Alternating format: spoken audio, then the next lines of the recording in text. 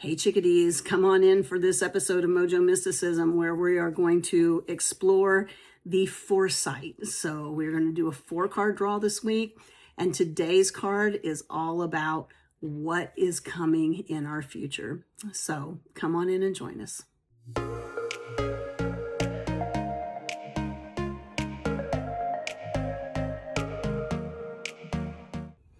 Hey chickadees, Molly here. Before we get started today, I wanted to let you know that our website is now up and live. We are live. It's molly-jones.com. You can see it here on the screen. You can sign up for an annual card reading for 2026. That card reading is a 13-card reading. You get one card that sets the theme for the year, and then another card for every single month of the year. The other thing we have out there is a clarity call if you're interested in getting some guidance and bouncing some things off of me. I'm happy to listen and offer my guidance to help you with whatever situation you have. And we've got a little description about what that entails as well. You can get that with an optional card pull as well if you like, and that could be anywhere from a 1 to 3 card pull for that, so as an add-on to that service. The other thing we have is the beginning of our book portal for Shift is out there. If you go under the books section, you will see Shift, and you can sign up for announcements about Shift. That will give you early access to lots of goodies that we're going to be providing over the course of the next 6 months or so while the book is being finished up and published. So but we will keep you apprised of that if you sign up to get that information. So all right, without further ado, back to your regularly scheduled Mojo Mysticism episode. All right, chickadees, welcome in for another episode of Mojo Mysticism. Brand new week this week. It is the week of Thanksgiving. So we're going to do a new spread with a new deck. So the deck that we're going to use is called Sisterhood of the Seers. This is an oracle deck by Athena Laws, and the illustrations are by Ana Santos. We are going to use out of this deck what is called the Foresight spread. So this is a 4-card spread. And we're going to use this spread so that we can get answers about future timelines. So kind of what's in store for us, not just for the end through the end of this year, but maybe looking forward into 2026 just a little bit. So the 4 cards, the way this is going to go is the first card in this series is going to be what the possible outcome is. The second card will be what do I need to know about this possible outcome, and what do we need to know. The third one is going to be what is the main influence on the outcome. And then the 4th card is what should I do for the best result, or what should we do for the best result. So we will have 4 days of videos, and then maybe we'll have a wrap-up video at the end of the week. So that's what we're looking for this week. And so let's just start with card number 1. What is the possible outcome? So let's see what we get. So possible outcome. What is the possible outcome for all of us for 2026 in particular? What is the positive outcome for all of us for 20 and 26? That is for our highest and best good, of course, as always. What's the best possible outcome for us in 2026 for our highest and best good?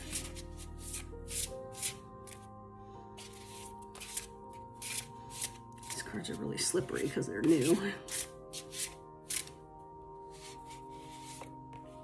Okay, we've got one that came out finally. So, all right. So the card number 1, what is the possible outcome for 2026 for our highest and best good is card number 18. That's a 9, and that is divisible by 3. So that is a sacred number, and it is many paths to a bright future. Okay, so this card, many paths to a bright future. You know, last week we talked about the fact that we already know, we've already hunted down our inspiration, right? So we already know what inspires us. And this card is telling us that what inspires us this week is going to help lead us to a brighter future. So We have many reasons for hope right now. And here's the thing. It's also calling us to boundaries. So you may need to adjust your boundaries a little bit. I know that I've had to do some assessment of my boundaries and in the recent days and months, and I have had to make some adjustments to those, mostly just for myself, they're always for yourself, right? So, but also because of what I'm called to do.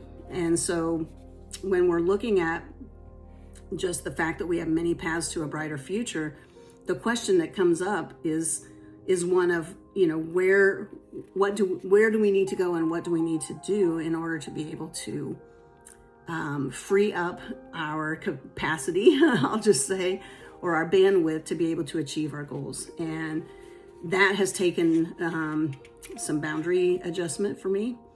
But it's also, part of the assessment that we're doing. So if your assessment comes back and your life isn't exactly what you want it to be, because we all deserve to have a brilliantly amazing life that is full of love and joy and abundance and happiness. We get the opportunity, if it's not that right now, to make some adjustments. Now mine is that, and I want it to continue to be that. So I have made some adjustments in my boundaries. I've also set some standards on what I am and am not available for in my life. And that has been a beautiful invitation from Spirit to me, and I'm extending it to you from your counsel and your guides to say, you know what? My life is precious, my time is precious, my attention is precious. I have things I'm here to do. I know what they are. Remember last week we did the inspiration hunt, so we already know what we're doing. We already know what lights us up. And our time is precious, even though time is kind of a little bit of an enigma. It doesn't really exist in the way that we all treat it like it does. But even so, the days we have are what they are, and how we spend our time is important.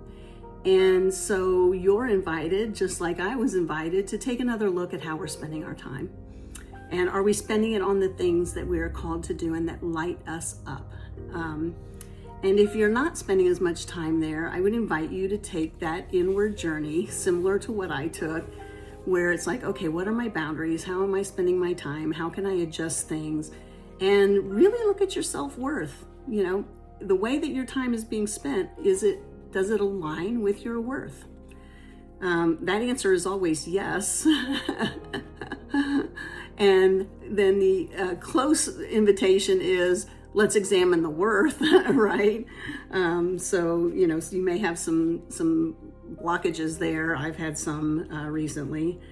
And, you get to take another look at what your worth is and what your, and how you value yourself. And you remember, I guess it was 2 weeks ago now, we talked about the stories that we tell ourselves and how those stories, the stories that we internalize and what we tell ourselves, we then verbalize out to the world, and then that gets reflected back to us. So we literally teach people to treat us in alignment with how we value ourselves and the worth that we see that we have.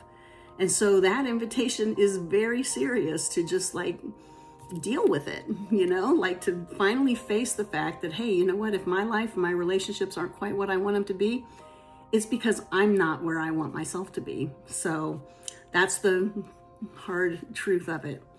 So this is just inviting us again to look at those boundaries. We've done the work of assessment. If you haven't, go back and watch those videos and really think about, where you're at in your life. November and December, especially November, as we kind of go through the next week of Mercury in retrograde. November is going to continue to be a lot of self-reflection and self-assessment. December is going to extend a little bit into December. And then we're getting ready for 2026, and 2026 is going to be fast.